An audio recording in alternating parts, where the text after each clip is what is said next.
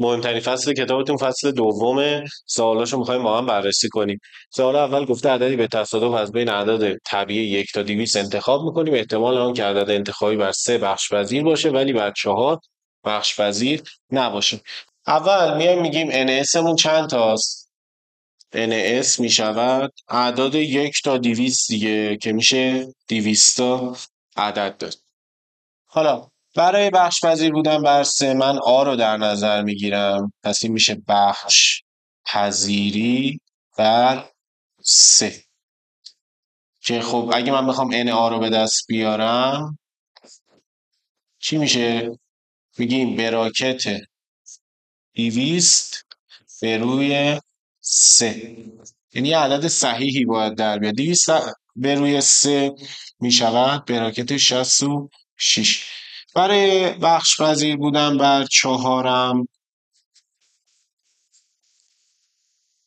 من B رو در نظر میگیرم، ولی من اینجا بخش پذیر نبودن بر 4 رو میخوام، یعنی باید بر 3 بخش پذیر باشه ولی بر 4 بخش پذیر نباشه. پس اشتراک این دوتا رو به دست میارم، میگم N A اشتراکش با B.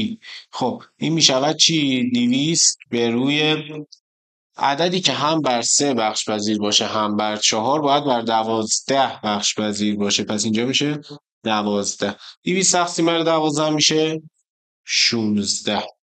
خب حالا وقتی میگه بر 3 بخش پذیر باشه بر 4 بخش پذیر نباشه میشه چی؟ پیه. آی منهای بی رو از من میخواد. خب پی آی منهای بی میتونم اینجوری هم بنویسم، پی آ منهای پی اشتراکشون با بی. خب پی آ رو که راحت میتونم به دست بیارم از ان آ، پی آ اشتراک بی رو از ان آ اشتراک بی به دست میارم و به جواب میرسم. خب پی آ میشود ان آ به روی ان اس، که میشه 66 به روی 200 منهای پی آ اشتراک بی هم میشود ان آ اشتراک بی به روی ان اس، یعنی 16 به روی 200. خب 66 منهای 16 50 به روی 200، سادش هم کنی میشه 1/4. میریم سوال بعدی. یک تاس به گونه ای ساخته شده که احتمال وقوع هر عدد اول 4 برابر احتمال وقوع هر عدد غیر اوله. در پرتاب این تاس احتمال اینکه عدد زوج مشاهده شود را به دست بیاریم. خب عددهای اول چه عددی بودن تو تاس؟ 2 3 و 5. گفته احتمال وقوع هر عدد اول 4 برابر احتمال وقوع هر عدد غیر اوله. عدد غیر اول هم که خب 1 و 4 و 6 می شدن. اینا 4 برابر پایینیان. پایینی‌ها کوچیک‌ترن دیگه، چون اینا میشن 4 برابر این. پس من این پایینی‌ها رو هر کدوم با x در نظر میگیرم. اینا میشن چی؟ 4x. خب حالا کافیه که همه اینا رو با هم جمع کنم و مساوی 1 قرار بدم، چون احتمال وقوع همشون میشه 1. پس دارم 3 تا x به علاوه 3 تا 4x که میشه 3x به علاوه 3 4 تا هم میشه 12x. این باید چند باشه؟ 1. از اینجا 3 و 12 میشه 15x مساوی 1 و x من در میاد 1/15. حالا گفته احتمال اینکه عدد زوج مشاهده شود، یعنی پی عدد زوج چی هن؟ 2 4 و 6. خب 2 احتمالش چقدر بود؟ 4x. x هم که 1/15 میشه 4/15 به علاوه 4 احتمالش چنده؟ x که همون 1/15 میشه. 6 هم x دیگه، اینم میشه 1/15. 4 و 1 و 1 میشه 6. 15 سادش کنیم به 3 میشه 2/5. بریم سوال بعدی. گفته آبی دو پیش آمد از فضای نمونه اسن به طوری که پی بی مخالف صفر. ثابت کنید که آ پریم به شرط بی برابر با 1 منهای پی آ به شرط بی. خب من اینو بازش میکنم. احتمال شرطی فرمولش چی بود؟ پیه. آپریم به شرط بی میشود یه آپریم اشتراکش با بی به روی پی بی.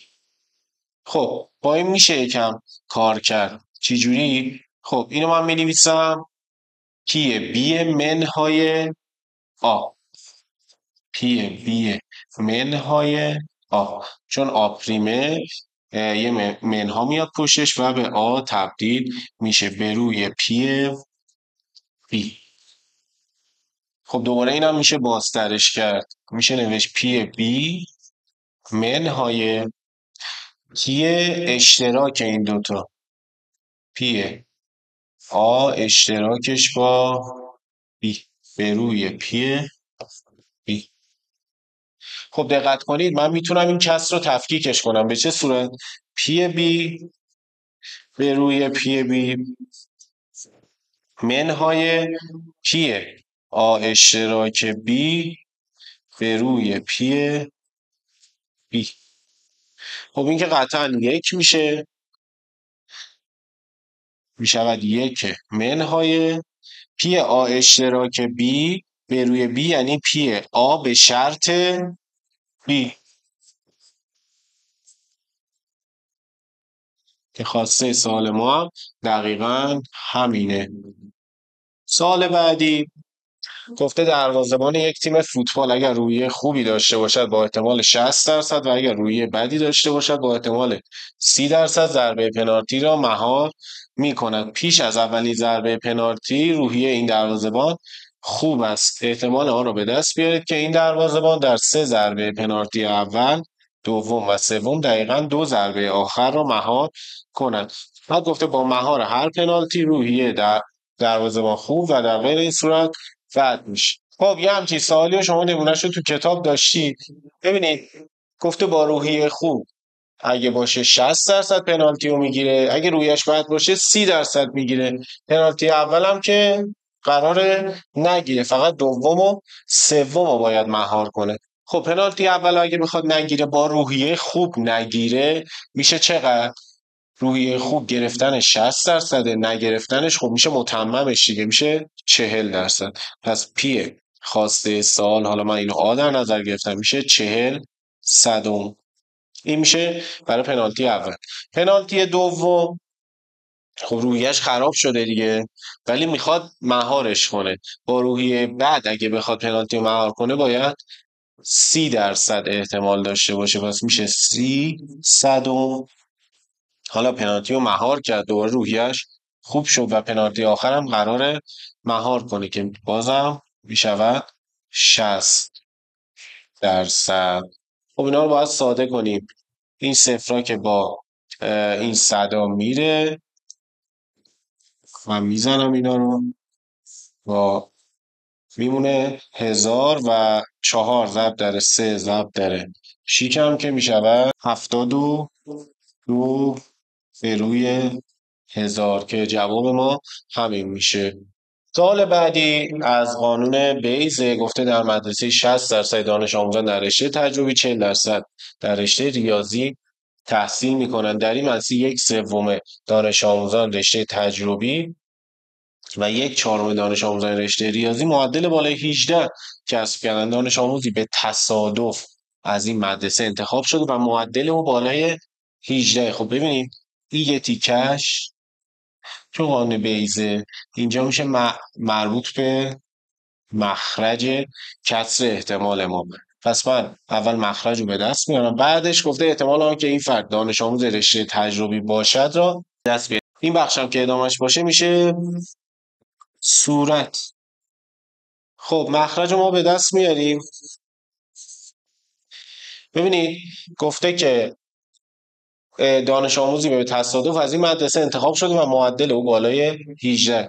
خب ببینید اگه بخواد این دانش آموز رشته تجربی باشه میشه 60% احتمالش ضرب داره. رشته تجربی چند درصدشون بالای 18 شدن؟ 1/3 دانش آموزای تجربی بالای 18 شدن. بعد اینو جمع میکنیم با، اگه بخواد رشته ریاضی باشه 40% میشه از این 40% 1/4 بالای 18 شدن. خب اینو حساب کنیم برای مخرج. ببینید 3 که با 60 میشه 20. از اینجا 4 هم با 40 میشه 10. خب جواب میشه 20 به علاوه 10 به روی 100 که میشه 30 صدم. خب صورت چیه؟ صورت گفته احتمال آنکه این فرد دانش آموز رشته تجربی باشه. خب تجربی من اول حساب کردم دیگه. این شد برای تجربی. همین میشه برای صورت ما. کسر احتمال رو تشکیل بدیم. احتمال خواسته شده چی میشه؟ خب مخرجش که شد 30 صدم. صورت هم که تجربی ها شد 20 صدم. 20 صدم. از اینجا میتونیم راحت صدا رو با هم بزنیم. این 0.30 با 0.20 میره میشه 2/3.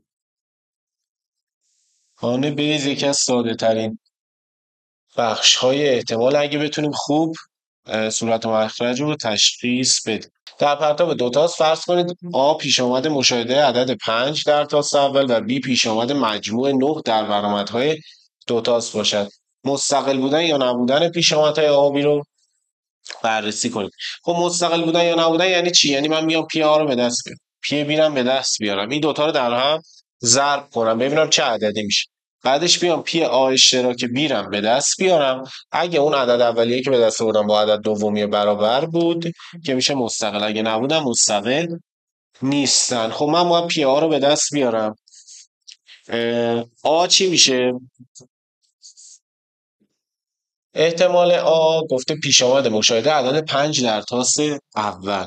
خب تاس اول ما باید 5 باشه. تاس دوم چی باشه؟ میتونه 1 باشه، 2 باشه، 3 باشه، 4 باشه تا 6 دیگه. پس میشه 5 تا 6.